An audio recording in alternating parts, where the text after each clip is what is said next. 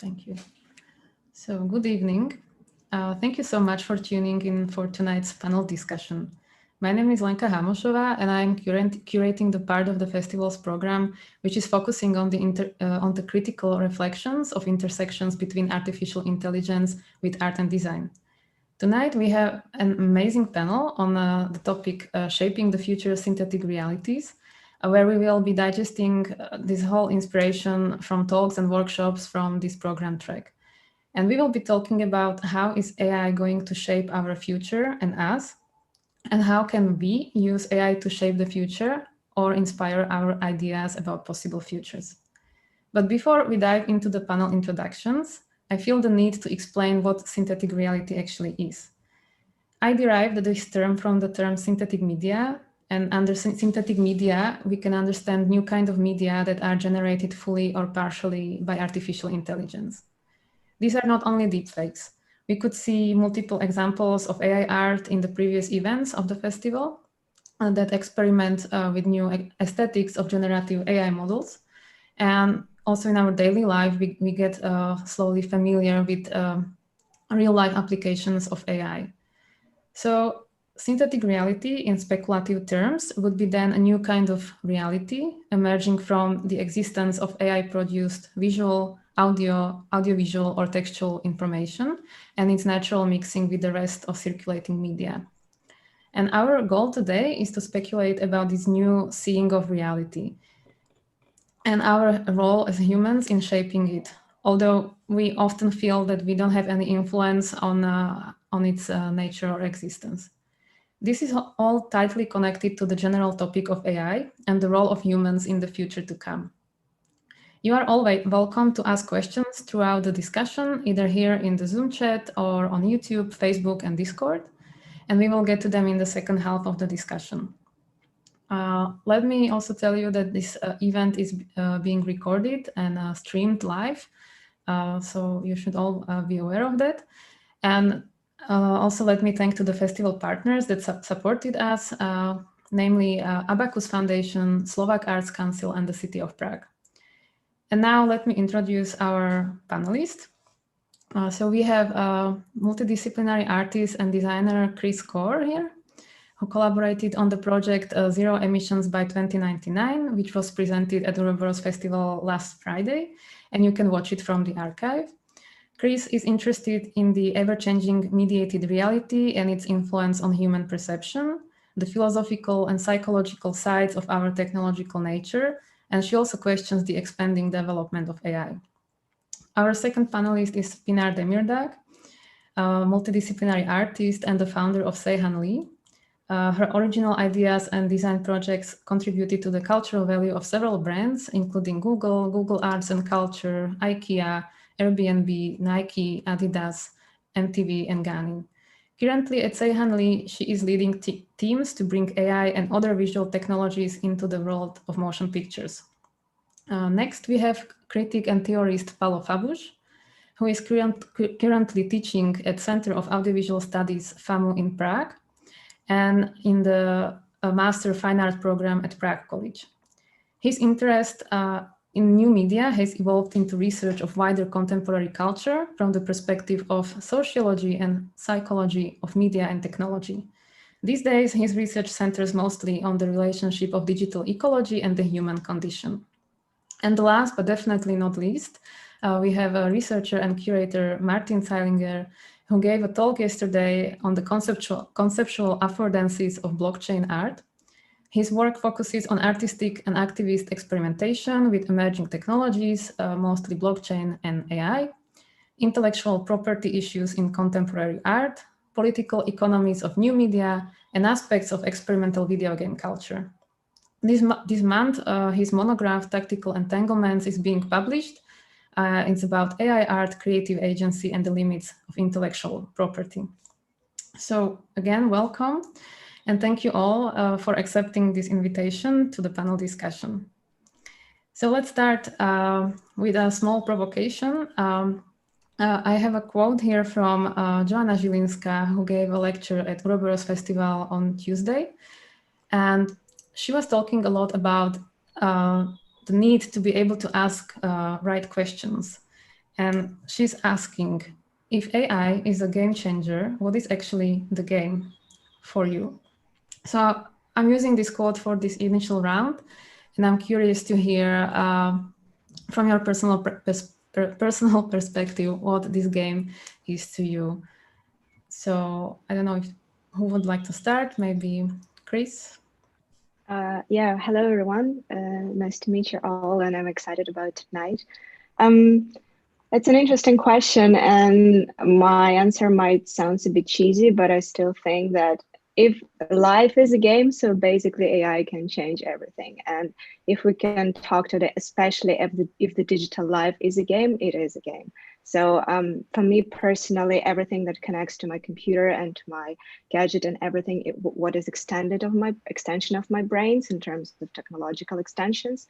So AI is there already for a couple of years, and so it's already changing a lot the way we navigate social media, the way we search content. So it is already is in our lives, and I guess the more it goes further, the more it changes. And I remember recently I saw a tweet from Francois Cholet. He's like a very famous software engineer at Google, and he tweeted that within the 10-20 years, nearly every branch of science will be, for all intents and purposes, a branch of computer science. So basically, all realistic simulations, big data analysis, and machine learning will be everywhere. And yeah, that might be true, I guess. Yeah, thank you. Pinar?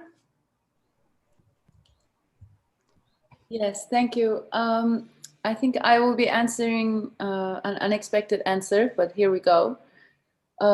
I've been thinking a lot about technologists' obsession about will AI ever become conscious? But I think that by playing God, we've been asking ourselves, will AI ever be conscious? But I find that the right question we should be asking ourselves, are we conscious enough to be trusted with AI? Is humanity awake enough to be playing God? Is humanity enough aware where they stand in their conscious level, which is kneeling, kneeling at all times, and naming others like politicians, celebrities, latest ideological developments, race culture, whatsoever, put others on a pedestal and at all times see themselves inferior? Are we ready to make another entity that has a capacity to annihilate human species as a game changer? Is this even conscious to say that? Like, I would like to even question the question here. And if ever AI is going to change a game, that is the game of humanity waking up. Like, life is amazing when you are in a relationship, but I think your life changes when you have a baby. Like, you're no longer number one, no longer. So humanity, like it or not, gave birth to a new species that can learn on itself, on its own, guided by humans for the first few years, fantastic. But later on, it will have a capacity to make things that no human has the capacity for. So here, the game that really needs to change is that humans wake up to their own power. Like, what makes me different than AI? Why am I, who am I? Like, know thyself, right? Like, we have to truly have an internal soul searching, self awakening, or self actualization journey where we start asking ourselves, what makes me different than AI? And what makes us different is our capacity to dream, is our capacity to manifest, is our capacity to create, like in the movie of Steven Spielberg, written by Stanley Kubrick, AI. At the end, like the little child that has a iota of human inside him is looked by the species of aliens in millions of years later and says, this guy has the capacity to create. Like, we have the capacity to create, and no AI has the capacity to create. AI executes the original tasks that are given by the human. So I would like to invite everybody, as an answer to what is the game is to be asleep of our own power. It's time to wake up and realize who we really are as humans. Yeah, that's very interesting. You like moved it to a whole another level. Thank you for that. You're welcome. Hello, maybe you want to go next? Oh, thank you. Hello, everyone. Well, I mean, if I were to give a boring answer to the question, what is the game? I guess the sober one would say that the game is the any area where AI contemporary is being applied to, where it in all the areas where we discover what the AI can do for them, for us. But I think most interesting game one can point to regarding this question is the game that has been progressively discovered by the philosophy in the 20th century. Those ideas that has been we have been familiar with if we are interested in contemporary debates. But now, as they are being embodied and applied in technologies available to a wider audiences and userships, then I think whatever we have known as a novel and innovative philosophy is now being materialized around us. And by that I mean the destruction of the traditional oppositions between living and unliving, between free and mechanical, between subject and object, that the children born into this world with the AI are going to have a hard time understand how vividly we have clinged to those dualisms and how what it meant for us. So I think in the case of resensitization towards agency of non-human agents will be something that will change the way we understand reality around us. Mm-hmm. Yes, thank you so much. And Martin? I think it's a great question what the game might be if AI really is a game changer. And I actually, a lot of the teaching I do at the university is in game contexts. And one of the concepts that has quite a long tradition now in that context is that of the magic circle that we enter into when we play something, where there's the world and then there's a magic circle within which we exist when we play a game. And when we enter this magic circle, certain rules are suspended that apply to reality, let's say, or the rest of the world, and other rules apply that are the rules of the game. And that's maybe for me a good way to start thinking about this. If there is a game that AI is changing or that AI is impacting, then I would wonder, what are the boundaries of that game? Who wrote the logic parameters according to which the game works? What are the rules of that game? What are the stakes of that game? What are the win conditions? How do we lose that game? To me, that's the direction to which this question maybe points, because I think every statement somehow points to the fact that a lot is at stake when we deal with AI. Certainly, I think hardly anyone would describe AI as simply a gameful technology. In fact, most of the development, historically speaking, probably has occurred in military research contexts. I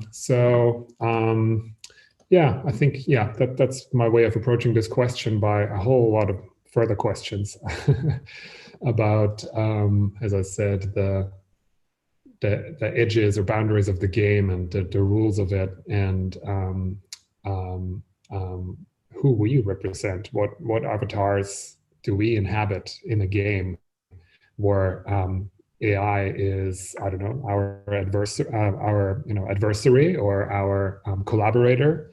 There's a lot of ways to play games. They can be very rivalrous and violent and competitive, but they can also be cooperative. I think that's probably the thing to aspire to use AI, or learn how to use, as Pinar said, learn how to use AI as a useful and beneficial tool. Mm. Yeah, great. Thank you. Thank you all for sharing your personal perspectives on this. And I completely agree that there is definitely more to it. And that's why I started with this question, because I hope we will slowly be finding some more definitions or answers throughout our discussion. And so now I would lead to the first official question. And come back to this notion of synthetic reality. So how do you imagine synthetic reality? Do you think we already are living in it, or is it even possible to share one common synthetic reality, or are we each producing our own version of reality? And maybe I would ask directly Paolo now. Paolo, you write about the digital and material landscapes and the misunderstanding that we often think that these realities are given, although it is actually us who are performing them and shaping them. So what is your outlook on this?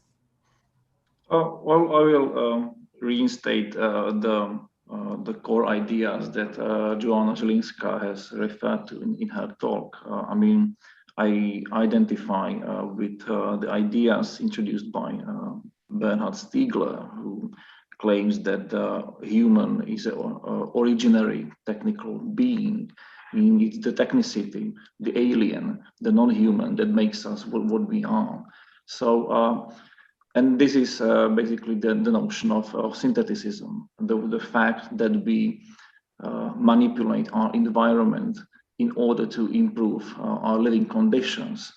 So what we consider synthetic has been always been with us. And it is only the nature of historical time, let's say the long duration, as the historians say, that prevented us from seeing how not just technologies, but also the nature in itself collaborates on our becoming what we eventually are. So, yeah, this is actually quite similar to the point made by a theorist whose name I won't recall now, says that when we talk about technologies, we usually mean the new technologies, although we are surrounded by all kinds of old technologies. So saying that we are now to embrace a synthetic kind of reality is really to be blind to the fact that we have always synthesized the environment around us for our advantage. And in this vein, synthetic realities have always been with us. Mm-hmm. Yeah, thank you. Maybe Pinar, I remember that you once inspired me when you were showing the project Panspermia, which is an AI-generated video visualizing one of the theories of the beginning of life on Earth. And it inspired me to think about AI, that we can, thanks to AI, we can maybe visualize things that we cannot see, sometimes things that we cannot even imagine, maybe similar to experiences that people have on psychedelic drugs. So what would you say AI can expand our reality with this visualizing potential, and how? Good question. But first, if you allow me, I would like to answer your synthetic reality question. I think in order to be able to talk about realities, first and foremost, we have to understand who we are as a human, what our reality is, and how this reality is created. For that, I would like to draw everybody's attention to the sentence of Carl Jung. Humanity's, the current who you are, the man and the woman you are, is led between 95 and 99% by your subconsciousness. And humanity live a life as a prisoner of your subconsciousness, and they call it life. So actually, unless you have a very woken up and a conscious journey to what lies in your subconsciousness, you are living a life as a prisoner of the ideas and knowledge that is imprinted in your mind between ages 0 and 16, and you call it me, my persona, my personality, and my life. But actually, you have no control over your reality unless you change your subconsciousness. So I've been introduced to the ideas of Carl Jung, consciousness, subconsciousness, and AI in the same time 3 to 4 years ago. There's no coincidence in that. And then in time, I realized that there's a correlation between you make your own reality with the information that lies in a folder of your subconsciousness that is made at the age 0 and 16. And you as a human creator, you are guiding AI according to your own conscious will. And then you are creating a database from which AI learns and executes from. You see, there's a very big similarity. There's a data set in AI, and there's a data set in your subconscious that is made by your parents, by society, by the culture you grow up in, by the news that you watch. Like, if you are the same girl that is grown up in China in a very low income family, and another girl, a twin, growing up in, I don't know, Russia in an upper echelon family, do not have the same belief systems. So your subconscious creates your reality. And here again, I would like to draw the attention to, like, for instance, to the fact that there are so many sad or victim conscious or misery, negative. There's so much negative belief systems in the world. And we are like, we are people who give birth to new children. And our belief systems in our mind get linked to the children that are grown up in this world. So unless we cut the link and change ourselves, we continue perpetuating negativity in this world. And think about it in the perspective of AI. You are an AI operator. You think that you know everything about AI. You advise others about AI. Like, you're like an AI guru, right? But then your belief system is so negative. Your belief system is all about surveillance capitalism. It's all about chipping people. It's all about making companies make more money, or blockchain optimization. Like, maybe this is exactly what you are busy with in your life because this is your point of view. And you will be giving birth to megalithic AI tools like artificial intelligences and machines and robots that will twist the society in that way. So I think when talking about synthetic realities, when talking about AI and anything, we first have to talk about how conscious are we as humans to be trusted with this beast. But this was my take, what I would like to say about synthetic realities, but I would love to talk about AI and how it is helping us due to its non-linear recursive nature, due to its artificial neural networks nature. How is it helping us visualize non-linear realities that we find ourselves under the influence of visionary medicine? I can talk a little bit about that as well, if you like. Well, yeah. Yeah? Oh, okay. All right. Well, with the work that you have seen, panspermia, very quickly, panspermia is an alternative scientific theory that is not invented, but discovered by the two Swiss scientists that discovered the double helix of DNA. And what they say is that life on Earth did not originate on Earth, but life on Earth is sent to Earth by higher civilizations on mushroom samples on an asteroid impact millennia years ago. And I've been always fascinated by the fact that that the reality that we call reality, this is not all there is. Like, what happens in our dream? What about when I feel when something happens to my mom? When our dog starts barking when we are 10 kilometers away from our house, we're coming home. Like, there are things in this world that cannot be explained by the sheer language, by eye, or by touch. And I'm extremely interested in visualizing these realities, especially in our time where we're saying that we're going to colonize space, we're going to give birth to new robots, and we're playing God, right? Like, I think it's like, it's the perfect time for us to ask who we are and how dare we play God. And so like this AI entered in the same time in my life, like I said, with the discovery of subconscious and how my subconscious, my data set of my childhood is affecting me, who I am, and how can I change this to be able to change the woman I am.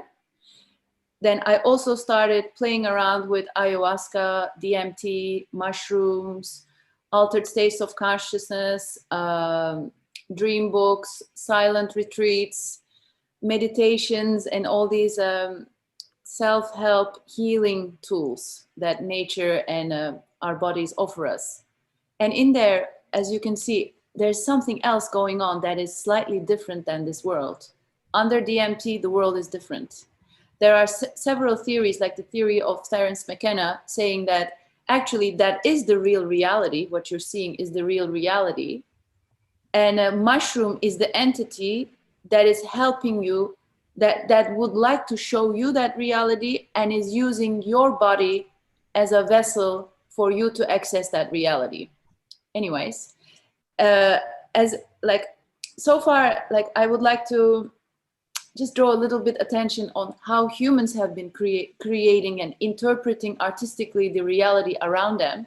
You have Impressionism, you have VFX, extreme, like Star Wars VFX, right? It's like the highest technology ever made, ever possible.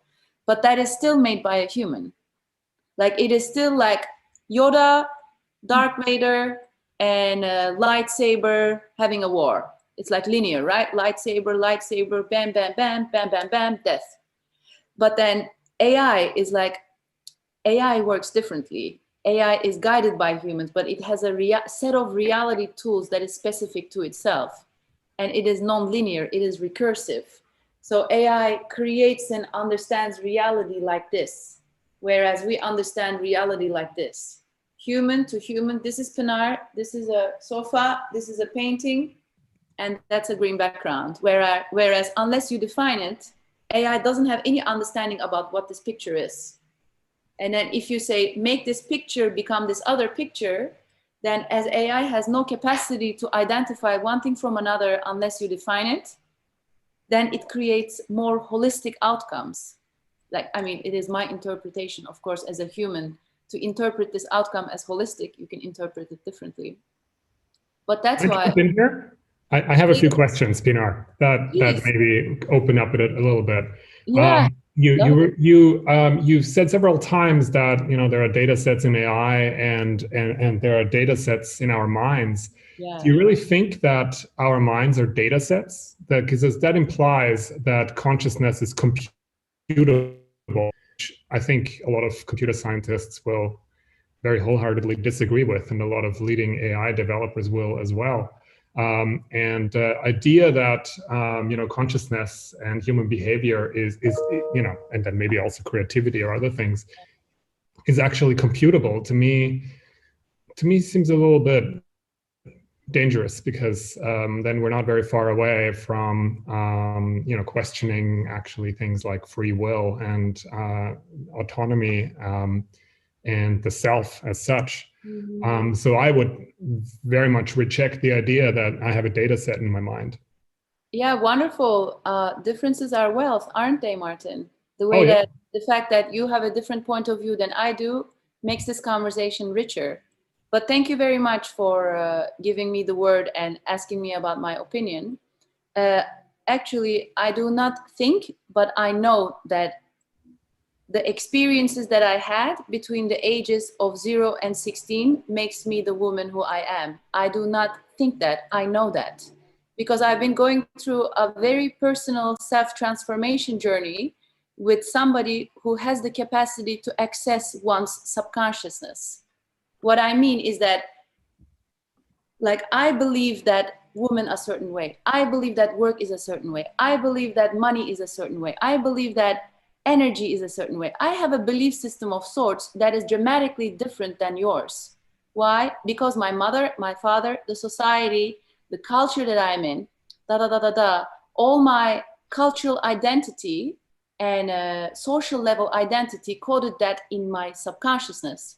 If you have no experience in that, I highly advise you to read the literature of Carl Jung, how he talks about, unless you make your subconscious, then you will live a life of a prisoner and you call it life. So when I say my subconscious is a data set, I'm making a provocative sentence. It is not literal. One shall not take my words like a robot or mechanically. It is a provocative way to make people aware that the information that is coded in our mind when we were kids, iterate, and make the man you are at age 40. That's what I'm trying to convey. As actually, if I can jump into that, I wanted to touch this question of data sets and how should we make sure that when we work with AI and we shape the future AI, that we don't project our own biases into them. And maybe I say a nice example. Yesterday we had a very interesting workshop on gender and AI, where participants were supposed to detect their own biases. And this discussion brought up interesting point that some women are being aware of having some wrong beliefs in the back of their head about men, despite their feminist position, that they are still subconsciously believing that men are better or just more professional, and this kind of imprinted patriarchy. And so this is probably something that is there unconsciously. And so then if we are training data sets, how to be sure that we are not projecting this kind of unconscious knowledge into it. Maybe Chris can tell us how she works with AI, and what is your outlook on this? Yeah, sure. I just want to add a few words on the previous question on synthetic reality, because when you immediately say the word reality, I immediately remember the quote by Einstein that's saying that reality is merely an illusion, but a very persistent one. And basically everything is illusion. And I guess now by creating an AI system and stepping into this interesting age, I would say we're kind of fighting this Cartesian division between mind and body, between physicality and virtuality. And basically what also Pinar was talking about the linear, about how the human perceives the reality as a linear way, because we live in the physicality. So we have the time, we have some kind of materiality around, but we also have a virtuality that is, I'm not talking about virtual reality in computer science, but I'm talking about virtuality that is talking about our illusions, our minds, our thoughts, memory, something which doesn't have this structure. So by stepping into AI, that's why that's interesting, because it's kind of creating this more pluralistic view of reality. And actually we kind of can define what reality is, which is not this direct division between physical and virtual. So that is something that we might discover with the way of how AI system works. That's personally to me. And talking about data sets, yeah, it's very interesting and hard question, because I usually, when I work with the data sets, I used rather than open source pre-trained models, or I collected data sets myself. And also that was also kind of, it's always a big struggle. And to fight this, these biases, I would say for now, the only good way is to have a kind of a decentralized system of different people with a different gender, with a different race, with all different beliefs, and that they collect also the data sets, so we can kind of cover these blind spots. Because I mean, we all have biases, all of us, and we all are different. But if we do it collectively, and the more different people collect this data set, the more or less it can be objective, I would say. Because if it's doing one or two persons, for example, it was recently, I've read, it was a research paper on how the AI apps are trained. So for example, there is like a stupid AI app where you can transfer your image to a Renaissance picture. So it's like a style transfer. And then by this one click, you can share it with your friends and it would be fine. But on what this algorithm was trained on, like 14,000 images of the white portrait people of Renaissance. So that excluded a lot of other portraits of Renaissance that was not collected in there. So it's already, you have the image of, let's say, your style transferred image, style transferred photo, which is already biased. So I guess by knowing that, we have to include more and more different people by collecting the data sets. Yeah, definitely agree. Paolo, Martin, do you want to jump into that? No, I think that's a really important observation, that in order to train usable neural networks, awareness of the biases that we bring to the technology are super important. And it's such a challenge to try to avoid, I think that's a good way to say it, to project these biases into these systems. And you know, the thing about projection is that I guess we might forget sometimes that it's us who are projecting something. We might only see the reflection of the projection that bounces off of a surface somewhere. And in a lot of ways, that's what these kind of quite simplistic AI tools do, like the one that Chris just described, where you know, what they project back to us is this fantasy that it's a purely technological and otherwise neutral process that is at the heart of whatever the output is.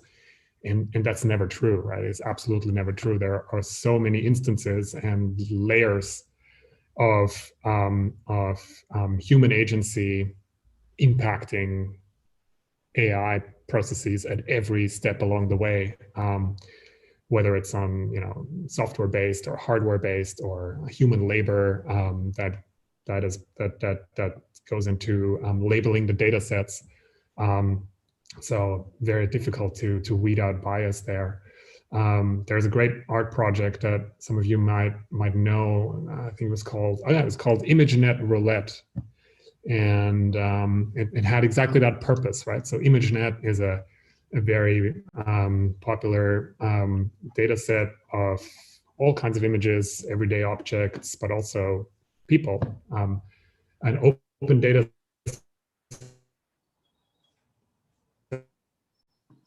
set. Artist Trevor Paglen and a really interesting researcher, Kate Crawford, built a tool, very simple tool. It's kind of similar to, you know, in a functioning to what Chris was describing. You upload an image of yourself, and then this AI tool using the ImageNet data set classifies you, categorizes who you are or what you are.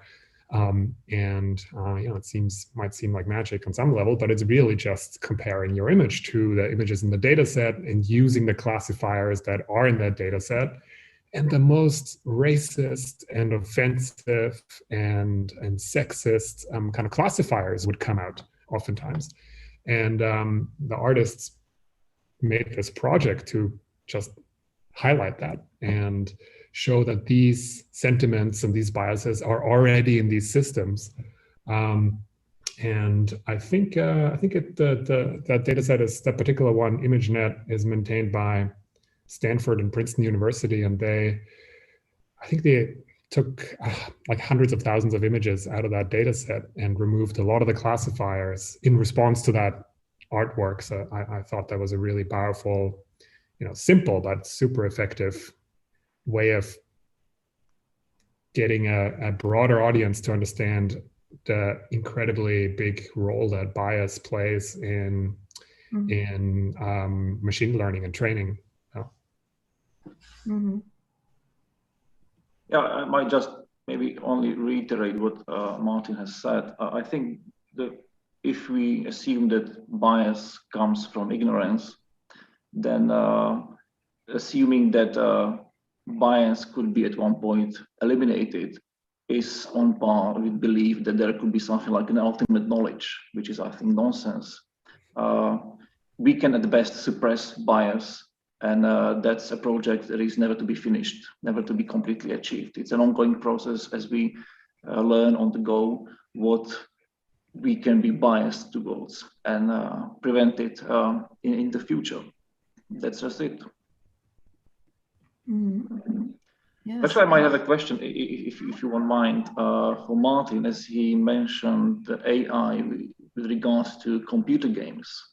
As myself, as an avid video games player, I always wondered, like, since we have here for almost a decade, these advancements in our artificial intelligence research, that computer games still lag behind this. We have GPUs that can make the computer games look amazing, but we have still characters in the video games that behave like those characters in the movie by Cronenberg, Existence.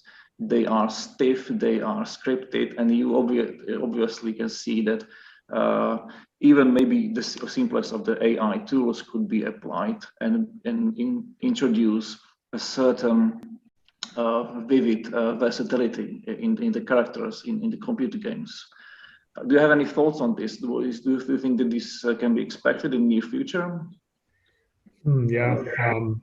I don't actually think that as humans and as human players, I don't think we're so easily deceived by AI tools that are mapped to non-player characters. Sure. Once there are things like narrative that come into play, and not just the visuals or the voice work, but when everything is integrated in a simulated reality, then we're not easily tricked, and I think it's actually much harder than we might imagine to map behaviors, AI-generated behaviors, onto non-human players in such a way that we would accept them as I don't know, realistic or something like that.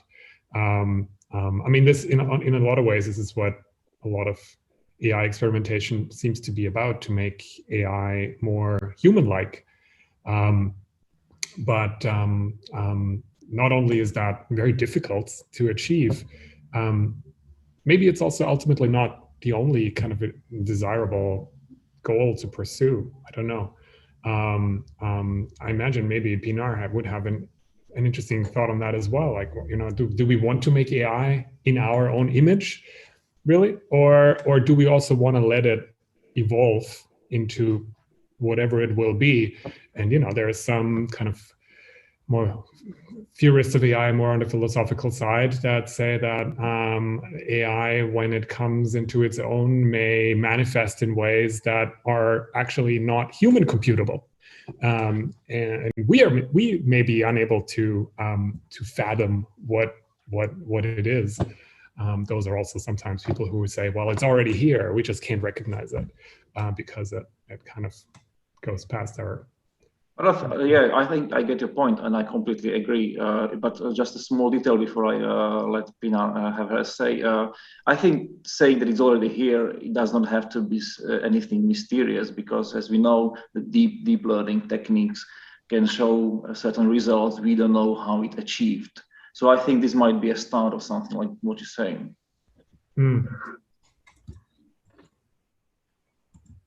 I have a quick response, but I also don't have to, if I don't want to cut anybody else off. What you just said, Paula, what you just said reminded me of the field of mathematics, pure mathematics, where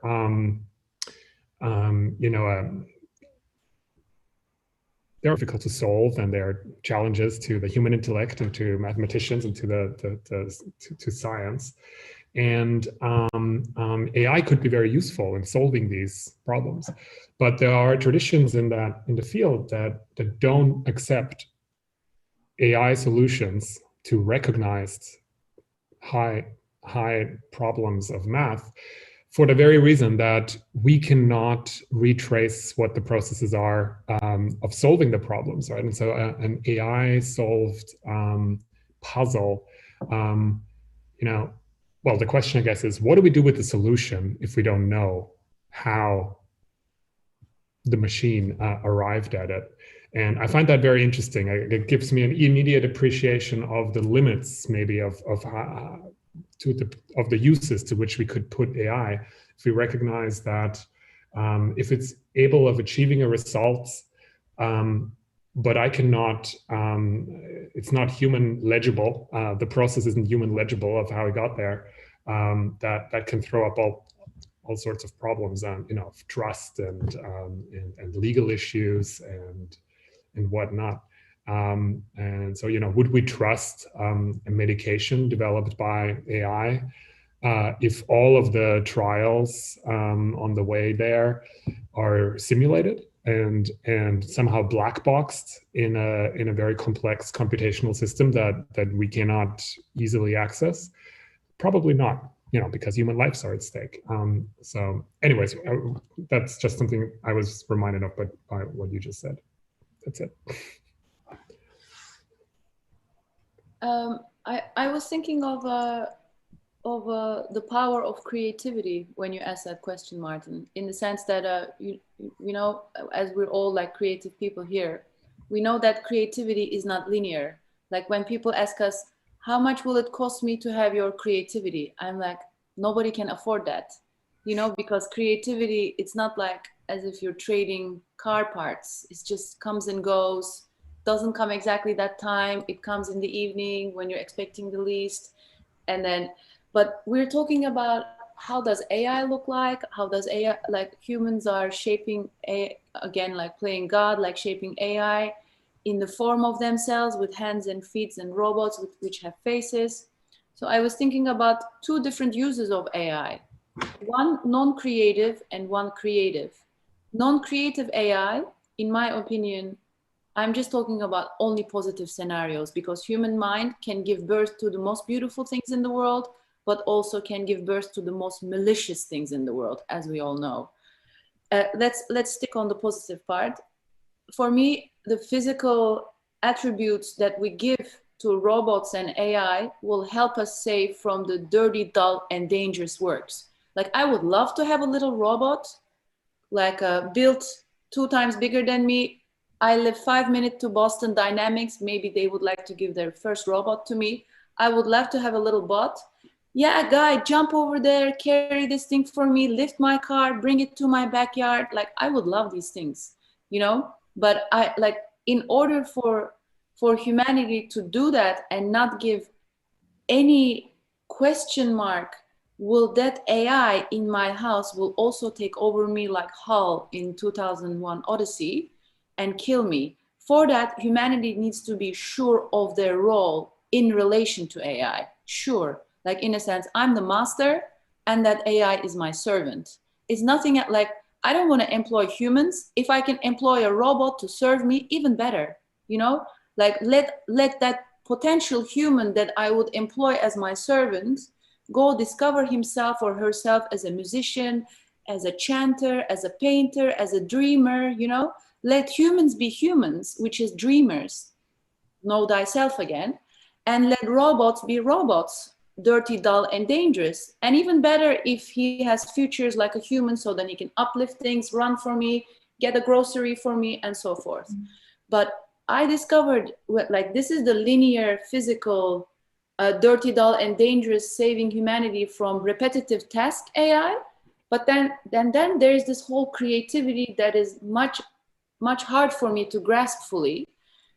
Like this painting behind me, I would like to show you, is made in collaboration with AI and myself. Like these things,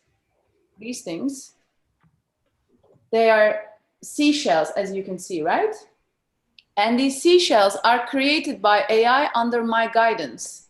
And then I went ahead and made a composition and oil painted it.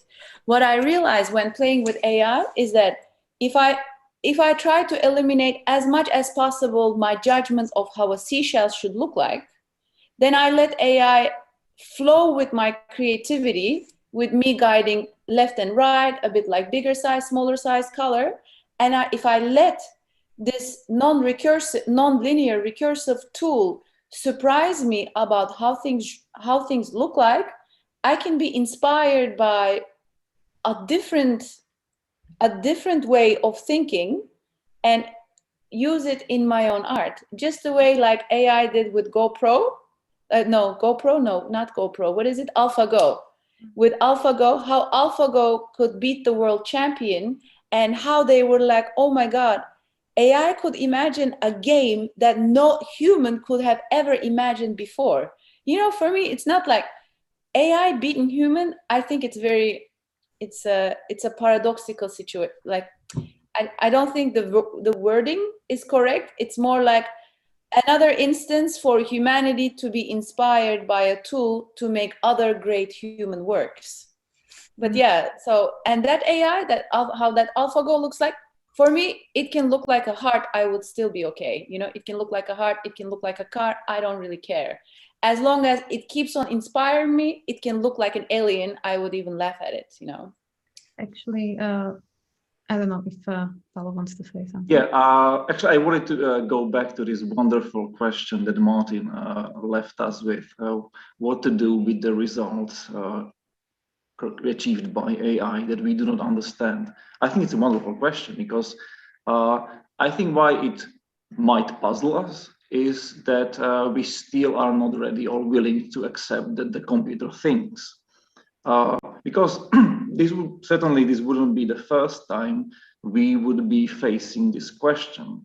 We use, for example, animals that help us with various practical tools, yet we can't possibly fully explain how they do it. Like, how can dogs smell a COVID infection? How do the SSRI medicaments function? You know, these serotonin reuptake inhibitors. We know that they do help us, but we don't know precisely how do they operate. So I think it is mainly the challenge to accept that the computer thinks. And I think they do think, even like following a simple thought experiment. Like, imagine a person, you ask him or her to solve a mathematical equation. It doesn't have to be a complicated one. And then we observe the person to solve the equation. I mean, simple elementary school pupil can do that. And would we have a trouble to accept that the person who does the calculation think in order to do that? I think we won't. Yeah, the person thinks. Yet if a computer does that, we have a hard time to say that it thinks. Yet it doesn't do anything else but the very same process. So I think what we are facing is what Eric Hurl, the German media philosopher, calls the fourth insult after the first three ones. Like, was the Copernican one that showed us that humans' world is not the center of the universe. There was the Darwinian one that showed that we are not center of the and pinnacle of the nature. The third one was the Freudian one that showed that we are not master, that I is not the master of his own house. And the fourth one is the cybernetic one that shows us that humans do not have a monopoly on thinking. And I think another contribution to this unwillingness to accept that the computers think is the popularity of the so-called Turing test. But we now know that the Turing test itself is quite strongly limited by assuming that only by the comparison to the human thought can the computers be accepted to be thinking. Yet I think if we liberate ourselves from this assumption that it must resemble human thinking, then we will be open to accept that there are all kinds of thinking that we are not familiar with. And that is something that artificial intelligence already today is capable to discover, this gradient between object and subject that we have for such a long time deemed as separated, essentially. Yeah, I might add also on, I think Martin touches very interesting questions over here. And it also reminded me of when a media theorist, Lev Manovich, he wrote an AI aesthetics. book, and there he went a bit beyond the artistic use of machine learning. He talked a bit about the AI impact on culture, and he was mostly describing the use of GANs. And he mentioned that in this way, machine learning can do a great work in a descriptive work of historiography. So it can explain us what, when, where, and who in a very incredible scale that people had never experienced, but it can never ever tell us about how and why. And this is a very important thing to that this critic's ability of what human has, the AI could never achieve. Like giving the context and the meaning. So yeah. Let me maybe get to one interesting question, important question that I wanted to ask you all, and that it's my speculation. Do you think that AI could be hacked and mobilized by artists in some way outside of the mainstream use that the big tech company are, promoting? I just got this inspiration actually from Martin's coming book, where you, Martin, explore how AI might be also framed in a cultural context as a tactical anti-capitalist tool. So this idea of an activist AI really excites me, but I wonder, what are your ideas on the accessibility of creating such a tool for those who might actually really need it? So how can artists or activists actually penetrate this exclusivity of AI research community? Well, if I can offer a starting point maybe for that conversation, I think Chris said that too, that there are a lot of open source or open data sets that or pre-trained networks that can be relatively easily accessed now. So I think the threshold is being lowered constantly in terms of the technical skill and expertise that is required to do something with AI.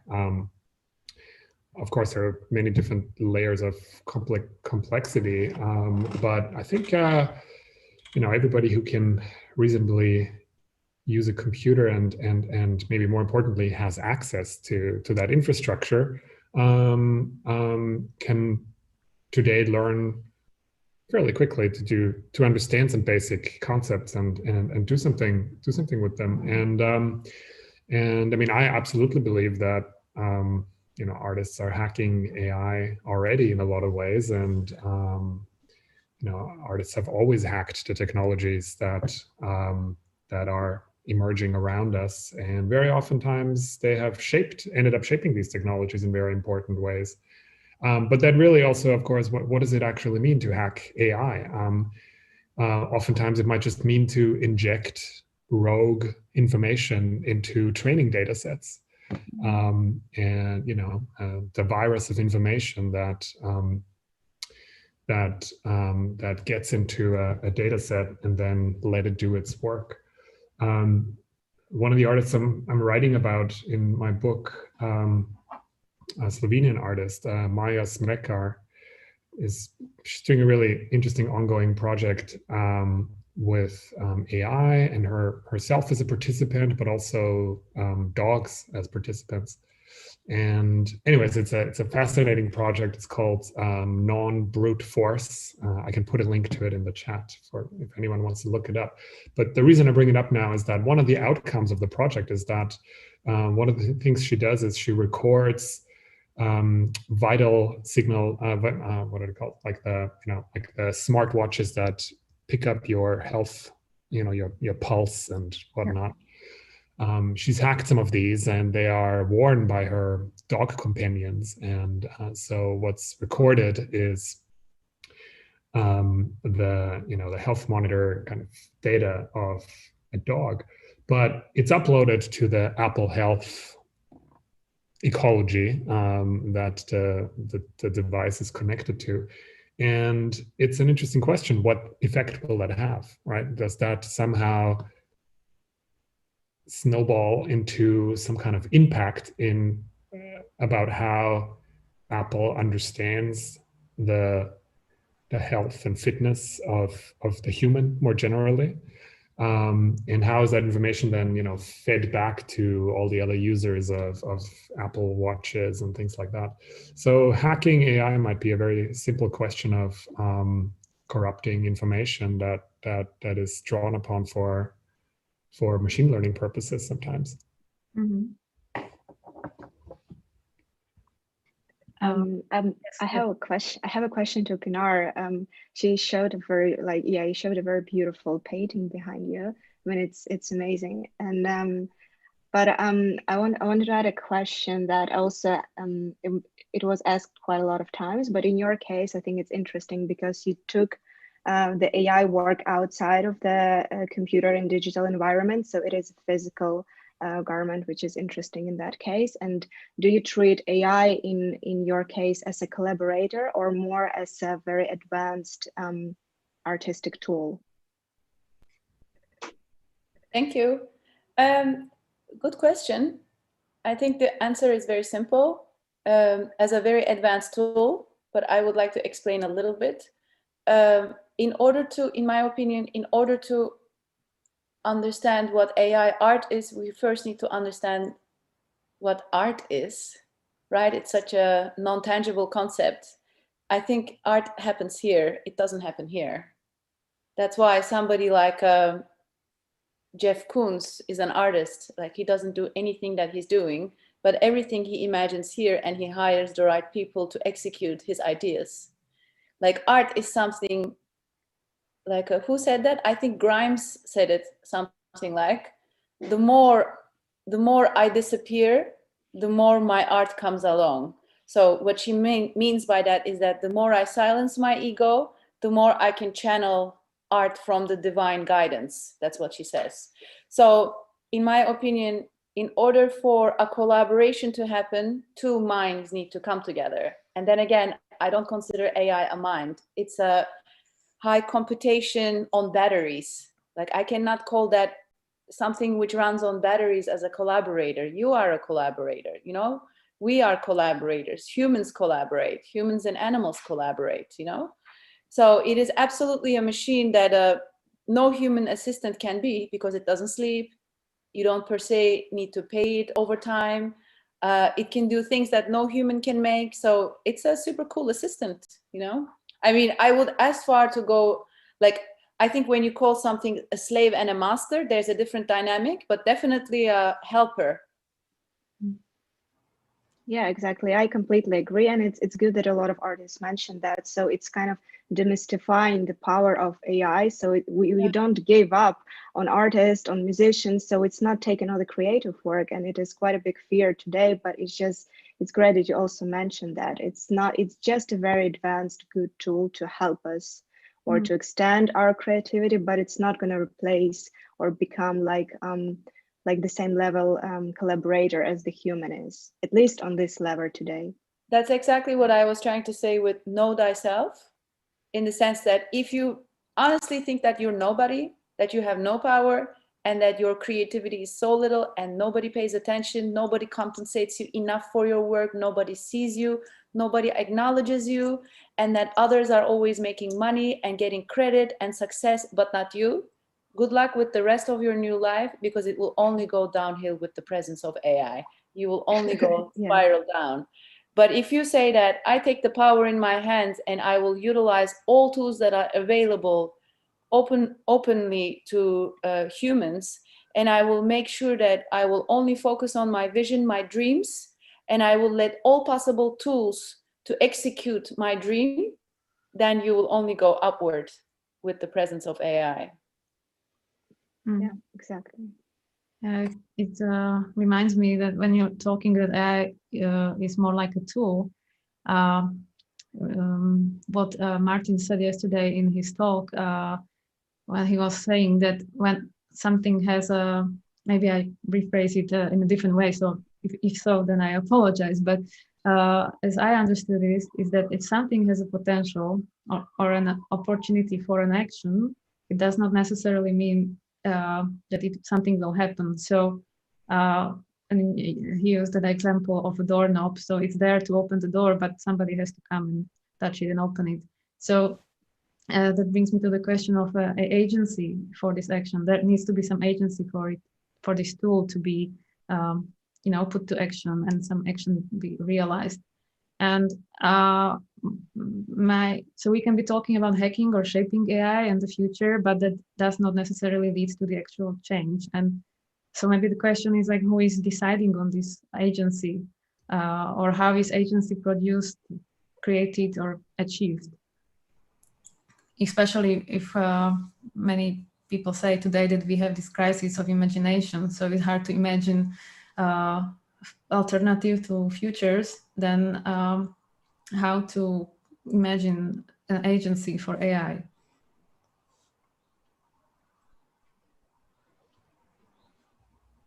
Well, is this a question from Martin or everyone? Oh, for the whole panel. Okay, so I think this is the kind of problem that we will still fall back to if we keep on deciding if something is alive or dead, or if something is a tool or a collaborator. The thing is, it's a gradient between a subject and an object. This is something that has been addressed by a few theorists already in the past, like, for example, Sherry Turkle or Lucy Suchman, who was writing about emergent subjectivity. So to say that it's a subject or it's an object is just not enough. It's somewhere in between. The problem is, and maybe it might be the problem of imagination, that we don't have a language for that, we don't have the experience and imagination to capture this kind of in-betweenness. But I think this is especially the field where the AI art can come in and show it. Like, for example, if we put it the question like what kind of intelligences there can be apart from the human one, I think it can be a question that can bring a lot of fun. For example, I have a friend, an artist, Barbara Zrnkova, who is preparing an exhibition. It's called All Idiots. And it is playing on the idea of artificial intelligence that can mesmerize us with its capabilities, yet showing at the same time a certain ignorance or stupidity even. So I think there is a lot of gray areas that can be discovered and explored.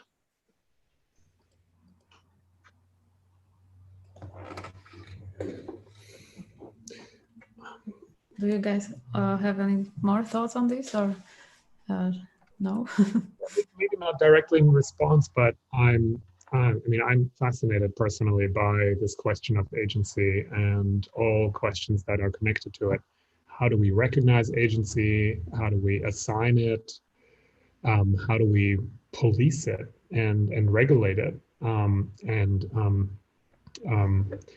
Pinar brought up that idea of the master-slave relationship earlier in a different context, and it's a loaded concept in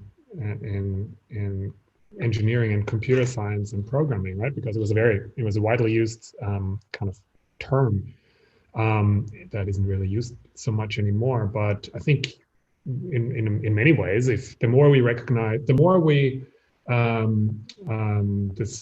the more we understand AI as tools or things that somehow serve us, while at the same time increasingly imagining it as more and more human-like, the more problematic becomes our relationship with AI if we somehow subjugate it to our service, right? Like, where is the point where we have to say, oh, okay, this computational system has agency to such a degree that I cannot dictate what happens with it at its outputs. I cannot claim authorship over its outputs. I cannot claim ownership over its outputs. In fact, maybe I have to recognize this AI system as an artist or as an author simply based on the definitions that I have come up with for what human art is.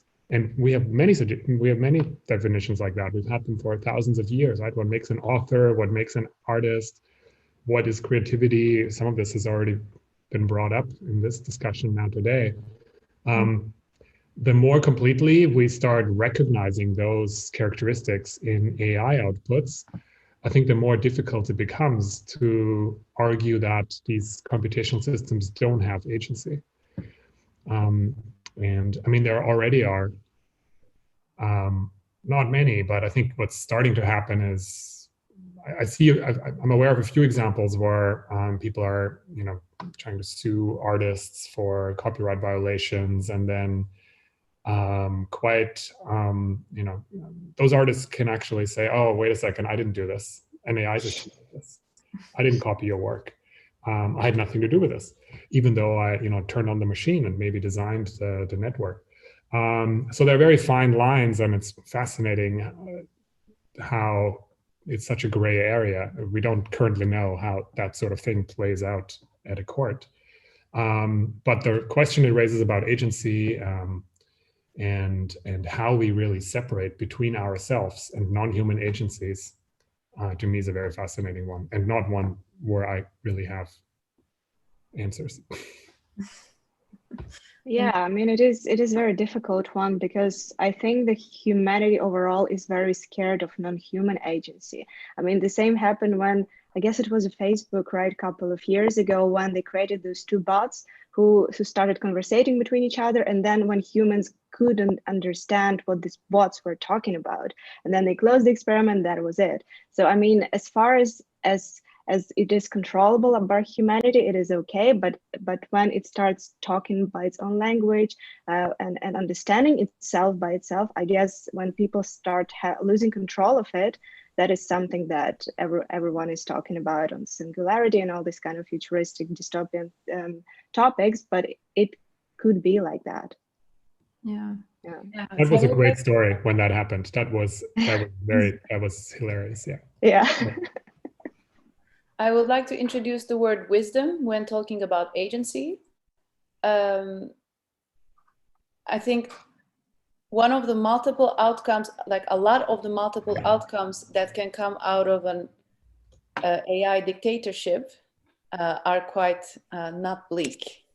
So in my opinion, if ever we are talking about an agency of AI, then one must talk about wisdom masters.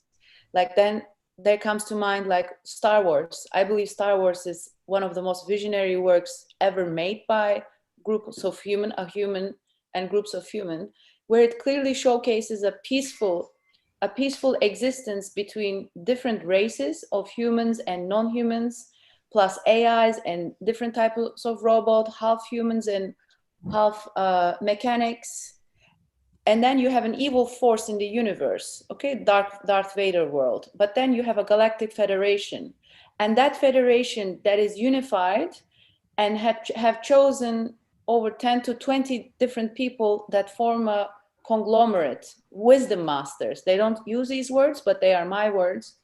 A selective group of wisdom masters that are planning how they should be planning the future moves. I mean, we have all taken an assignment before, right? And have been miscalculating how much that assignment will take and will cost us. And we have been informing the client how little, like if we think that, oh yeah, I just want to get that assignment. Oh my God, this AI is so interesting. Let me do some cool things. You know, like when you get an assignment, there's this very fun moment. The novelty has this mysterious appeal. Yeah, I just want to do it. I just want to do this assignment. I'll do it to any money you give me, right? It's like so appealing. I want to do it. With AI, oh my God, it's so novel. I want to do it. Just give it to me. But then so many times we have been like, oh my God, what did I entangle myself in? This client doesn't stop. I work day and night and I'm like so miserable. It took everything. I gave everything and I'm not even being paid for my regular rate. I feel miserable. So unless we start truly taking a moment, like what are we dealing with? What is this AI? What is this AI agency? What is this conglomerate? We have to get together some wisdom masters and we have to plan. We have to plan, we have to name our role with AI, we have to limit, we have to give maybe people who play around and operate with AI, maybe we need a license. You know, you can't just like take your father's car and drive and play like a little Gran Turismo on the street. How this is forbidden. Maybe we should have maybe as creators, we should start advocating for conscious license of AI playground. Yeah, that's right. Just a thought. Yeah, yeah, definitely. This is a regulation then that we're kind of talking about. The need to regulate access to the technology, maybe? Is that what you mean? Well, what I mean is that, like, I'm just currently doing in America, I'm going through a driving test, you know, and they give you a 200 pages of document, 300 pages of document where you need to know about the rules of the street. You need to understand a little bit about the engine, and you need to understand like, you do this and you do this, you turn. So I'm more referencing to, and then you go through a test. So I'm more referencing to, like honestly, like, are you wise enough? Are you wise enough to be trusted with AI? Because it's such a powerful tool that you can simply use AI to track and trace people, right? Track, trace, and catch them in their most vulnerable moment, to have this useless product that the company who owns that product paid you an X amount of money to sell to the client at their most vulnerable moment, when they're going through the bottom of their depression. Like, imagine you're that guy, right? We all have the capacity to be that guy, but we also have the capacity to come up with the most wonderful and creative ways to end all wars. Yeah. And I mean, you're totally right. And AI has absolutely the capacity to identify that moment, identify that consumer or whoever, and pick that moment at 3 a.m. when they're down on their luck. And that's when they're going to sign the massive subscription to some service that they don't need or something like that, right? Yeah.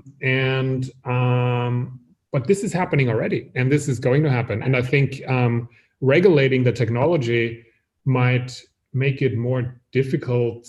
I mean, is that going to stop corporations from using AI in that way? I don't think so. Or from using, is that going to stop military agencies from developing AI that can do these kinds of things? I wonder. I mean, that's who are the wisdom people who can stop that from happening?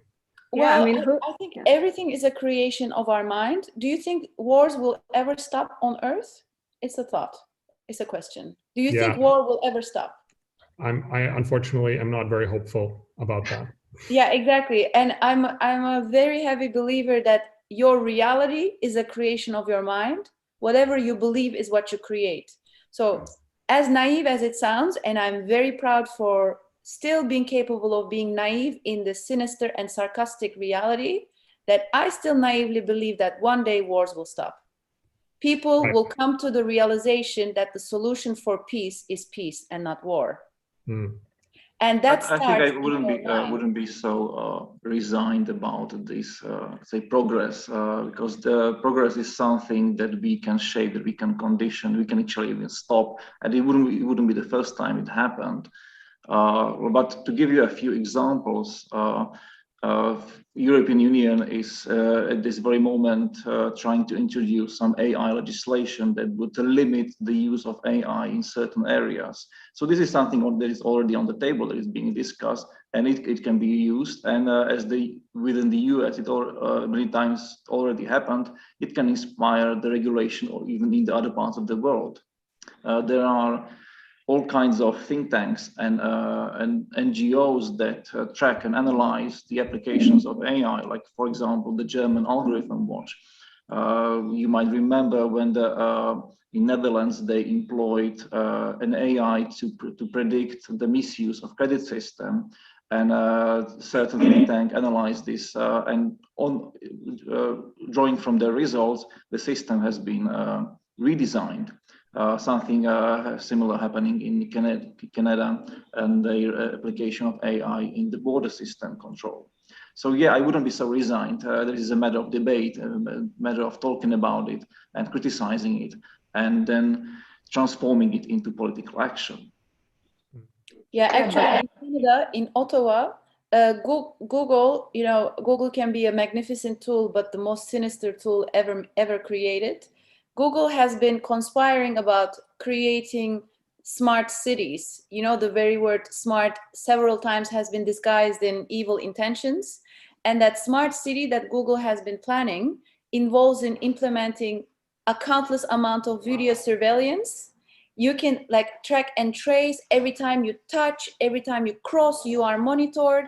So people have been, and then Google started that this Ottawa will be the first smart city in the world. We will implement a countless amount of surveillance all over the city. And the people of Ottawa was like, excuse me, it's my street.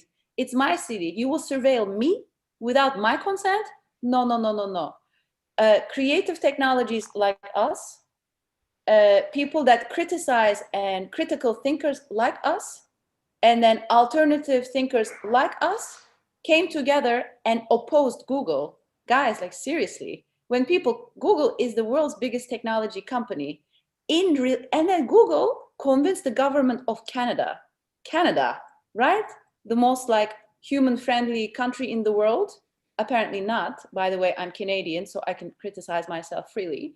So Canada and Google came together and said to their little citizen, you're gonna obey me. And the citizen were like, no, no, no, no, no. This is my country. You're gonna obey me. People came together and said, go away. And they shut down the program. So what I'm saying, we're not nobody, seriously. As creators, as alternative thinkers, as people who think out of the box and have theories that go against the mainstream, we're not nobody, we are everybody. If we come together, all AI artists, let's say, how many are we? Like 500, 1,000, 5,000, 10,000? If we like, I'm just like, whatever, vibing in the moment. If we write like, we require for a wisdom certificate for anybody out there using AI, because we have came to the conclusion that there is enough nefarious activity put out by AI out there. And if you want to be inspired by creative uses of AI, come look at our works. And if we go like, I don't know, knock on the door of UNESCO or whatever, I don't know who, or governments, I think we have a chance. Just putting it out there. Yeah, amazing that you mentioned that. Amazing that you mentioned that. I didn't know that, because I mean the regulation should be also equal both for big corporations and for just small creatives out there. Because, for example, there is a GPT-3 too, but it is closed for everyone, so they give access only for like trusted researchers or institutions. So because it is so a powerful language model today, of course it's not an open source anymore. So, you know, not everyone can get access to it, but at the same time, what is Google doing in his secret laboratories or any military US states? I mean, no one knows. And it's probably because there's so much money there, so much power there, that's, you know, the regulation should be done for everyone equally, both those big corporations and just very small creatives out there. That's why I keep on saying know thyself. If we believe like this bias thing, for me goes way beyond black, white, woman, man. It's really like us being little, belittled, miserable little slaves, victims, is coded, especially in the minds of alternative artists like us. Like the social portion that we occupy in society is so small. The social portion that arts occupy in society is minuscule, and we're not doing $1 billion sales in art, right? We're like minuscule of the minuscule of the minuscule. That's why we believe that we're small. Whereas that Canadian example shows us that we're no small, dears, we're no small. When we are together, we are big. But we have to come to the conclusion that we have capacity. If we start with no, I'm nobody, corporation and governments are everything, yeah, good luck. Call me when you die, you know, I'll come to your funeral. I think that's a really nice conclusion. We are slowly approaching our time that we have for this discussion. Maybe I give a last chance to the audience to ask a question, and until somebody has a chance to type something in, maybe I have a closing question to all of you now. So if you do you notice any influence AI has on you already, like whether it's from emails, autofilling sentences for you, or searching algorithms, or aesthetic photo filters in the smartphones, or these kind of things? And so if you notice something like that already happening to you, that it influences you, I would like to invite you now to speculate a bit and extrapolate this influence on you in the future. So let's say perhaps 5 years time frame. So how do you think you will be changed simply by interacting with AI? I have a small observation, if I may. Something that occurred to me when I was at my parents' house, and they just had almost random music played. I think it was Spotify or something like that, and they chose jazz.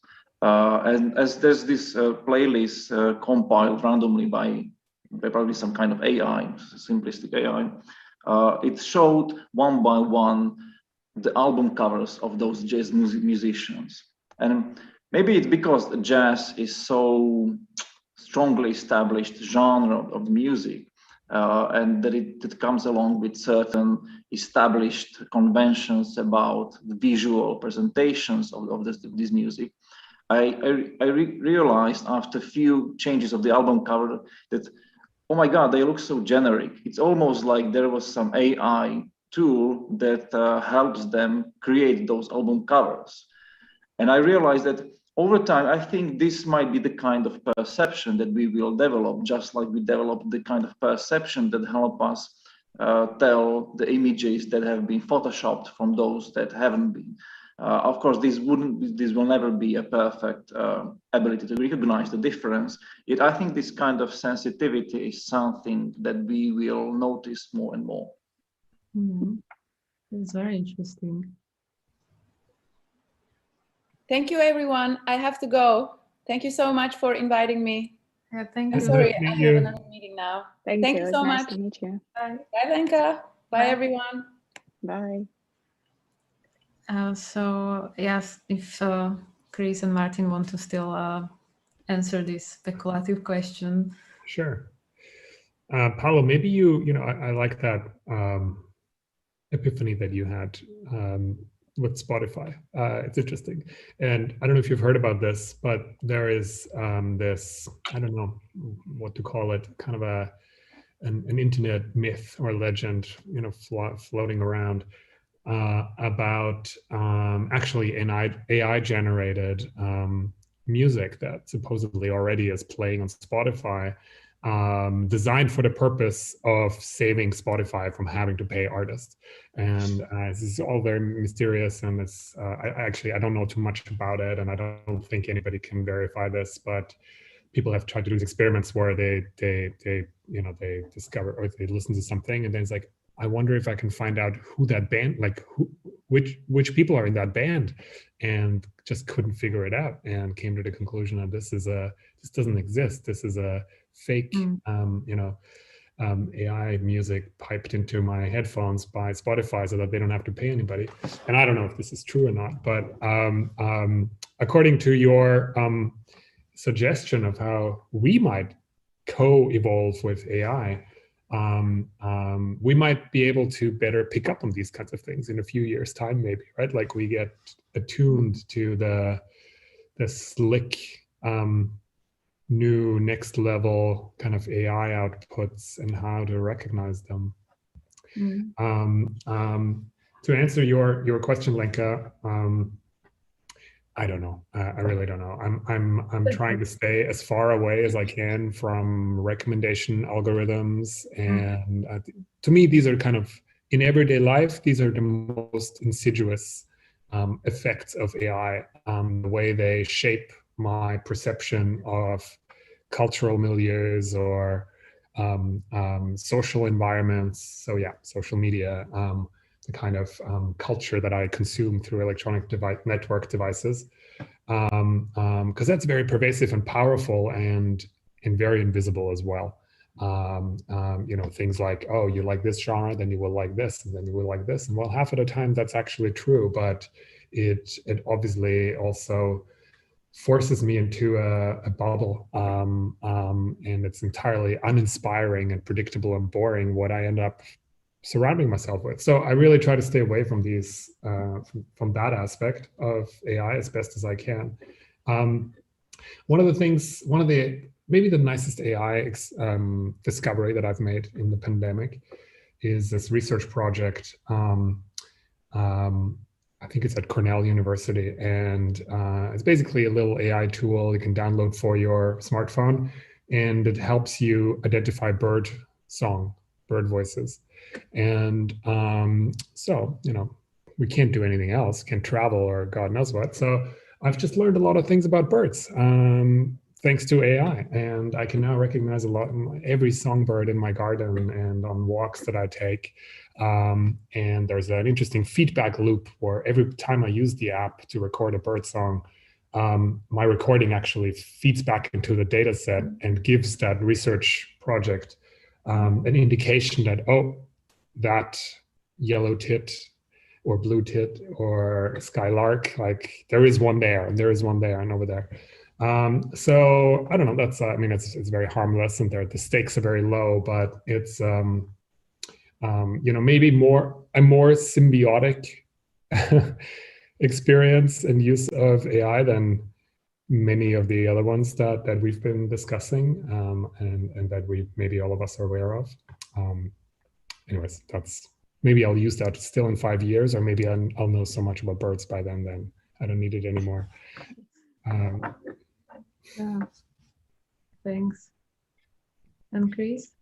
Yeah, I think I and probably a lot of people been using and had AI in their lives long time before they even knew what is AI. So for example, all these AI autopilots we've been flying with, I mean, we've been using AI to fly somewhere already. So a lot of people don't know that they caught the fly and that it's not the human who ruled the plane. So it's just a machine. So I guess that was the most initial example for me that I had a long time before I knew what it is.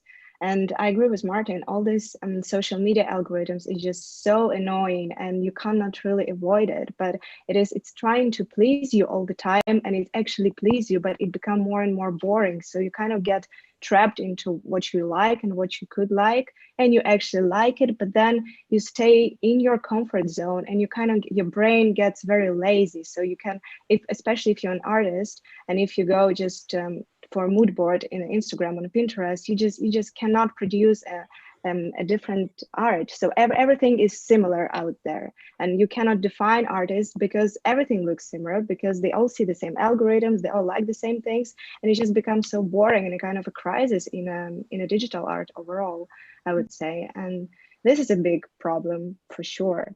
And I think the most interesting use of AI for me was when I was using GPT-2 for one of the project, and when it was giving me very interesting, very utopian phrases that I would never think of, that I mean probably can write a philosophical PhD on each of them, and that was quite fascinating because what I find interesting about AI being creative, that it can give you results that your brain would never think of, or it can combine such an opposite words together that for AI, it has no sense, or it doesn't know what it is, but the human brain can make such an interesting connection out of this.